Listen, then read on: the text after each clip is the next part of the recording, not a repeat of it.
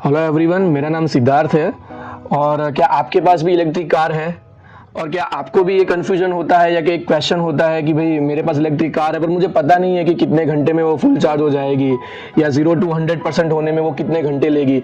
तो ये वीडियो सिर्फ आपके और सिर्फ आपके लिए ही है। इस वीडियो के द्वारा आप समझ पाएंगे कि चार्जिंग टाइम को ईजिली आप कैसे कैलकुलेट कर सकते हो। और ये जो वीडियो है, इस वीडियो के थ्रू आप ये भी समझेंगे कि किसी भी इलेक्ट्रिक कार के लिए ऐसा नहीं है कि आप सिर्फ कोई एक पर्टिकुलर इलेक्ट्रिक कार के लिए समझ पाएंगे, पर कोई भी इलेक्ट्रिक कार हो जिसका चार्जिंग टाइम आपको कैलकुलेट करना हो तो आप इस वीडियो के थ्रू समझ के आप खुद से ही कर सकते हैं।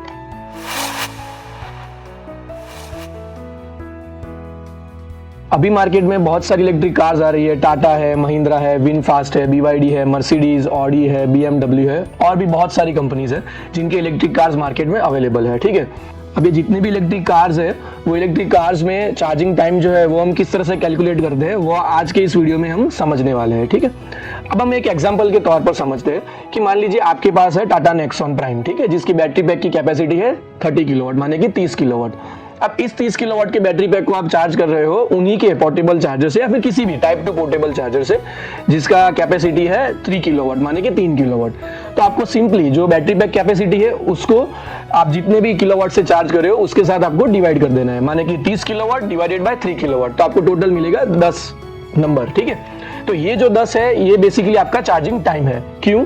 क्योंकि जो 30 किलोवाट है वो kWh होता है बैटरी का और उसको हम डिवाइड करते हैं 3 किलोवाट से।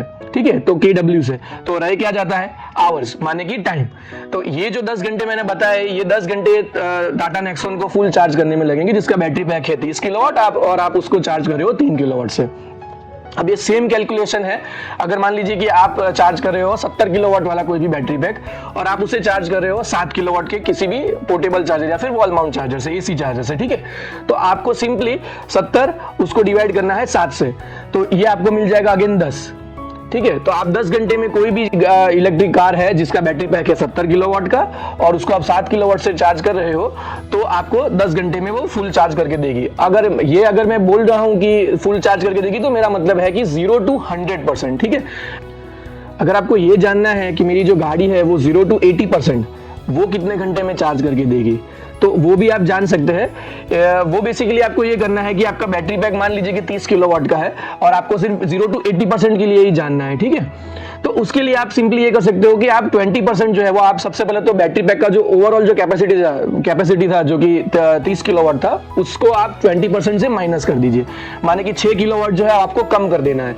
तो आप सिंपली वही फॉर्मूला रहेगा, 6 किलोवाट आपने कम कर दिया और अब आपका बैटरी पैक का कैपेसिटी आपको 24 किलोवाट गिनना है और आपको डिवाइड करना है 3 किलोवाट से, वही सेम टू सेम चार्जर से। या फिर अगर आप 7 किलोवाट से चार्ज कर रहे हो तो 7 किलोवाट से आपको डिवाइड करना है और वो आपको जो भी टाइम मिलेगा वो आपका रहेगा 0 to 80% के लिए। तो सिंपली इसी तरह से आप अपनी जो इलेक्ट्रिक कार है वो आप चार्जिंग टाइम आप कैलकुलेट कर सकते हो आप अपने तरफ से ही। ठीक है, और आप कमेंट सेक्शन में मुझे लिख के बता सकते हो कि आपके पास कौन सी इलेक्ट्रिक कार है और उसका कितने किलोवाट का बैटरी पैक है, वो आप कमेंट सेक्शन में आप लिख सकते हो, हम आपको बता देंगे। या फिर आप खुद भी हमें बता सकते हो कि ये बैटरी पैक का कैपेसिटी है और हमें ये जानना है कि कितने घंटे लगेंगे चार्ज करने के लिए। ठीक है, तो ये आप हमें कमेंट करके बताइए कि आपके पास कौन सी इलेक्ट्रिक कार है और उसको चार्ज करने में कितना आपको टाइम लग रहा है। ठीक है, कौन से चार्जर से, ये भी एक बहुत इंपॉर्टेंट चीज है। अब इसके साथ साथ बहुत सारे कस्टमर्स को ये भी एक क्वेश्चन रहता है, कंफ्यूजन रहता है कि सर हमारी गाड़ी जो है वो 0 to 80% तक तो प्रॉपर जो हम टाइम कैलकुलेट करते हैं उसके हिसाब से ही हो जाता है, पर 80% के बाद वो काफी स्लो कर देता है, 80 या 85% के बाद वो काफी स्लो कर देता है चार्जिंग। तो उसका क्या रीजन है?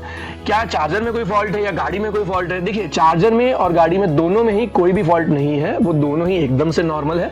ये देखिए, चार्जिंग और डिस्चार्जिंग कर्व जो होता है लिथियम आयन का, मतलब माने कि लिथियम फॉस्फेट, हमारा जो बैटरी पैक होता है लिथियम आयन है, लिथियम फॉस्फेट। ठीक है, तो उसका चार्जिंग और डिस्चार्जिंग कर्व इस तरह से होता है कि 0 to 80%, माने कि 80% तक वो जो है वो प्रॉपर स्पीड से वो चार्ज करेगा, उसके बाद से उसका जो चार्जिंग टाइम जो है वो थोड़ा स्लो हो जाएगा ताकि बैटरी का टेम्परेचर वगैरह जो है वो एकदम मेंटेन रहे और बैटरी के जो जितने भी जो सेल्स है वो भी इवनली चार्ज और डिस्चार्ज वगैरह हो सके। इस तरह से तो इस तरह से वो डिजाइन किए जाते हैं ताकि वो उसको कोई प्रॉब्लम ना हो और उसका जो लाइफ साइकिल है बैटरी पैक का वो एक तरीके से नॉर्मल रहे। तो अगर आपको भी ये प्रॉब्लम हो रहा है तो आप कमेंट सेक्शन में लिख सकते हैं हमें। कोई भी क्वेश्चन है या क्वेरी है तो आप हमारे कमेंट में लिख सकते हैं हमें, या फिर आपको नीचे डिस्क्रिप्शन में हमारा नंबर भी दिया हुआ है, आप वो नंबर पे भी कांटेक्ट कर सकते हो। और अगर आपको नया चार्जर भी परचेस करना है पीएम इलेक्ट्रॉनिक्स का, तो उसका भी link is in the description, आप वहाँ पर देख के वो लिंक के थ्रू आप परचेस कर सकते हो। और ऐसे और इन्फॉर्मेटिव वीडियोस जानने के लिए आप हमारे चैनल को सब्सक्राइब करें और लाइक करना ना भूलें। ठीक है, धन्यवाद।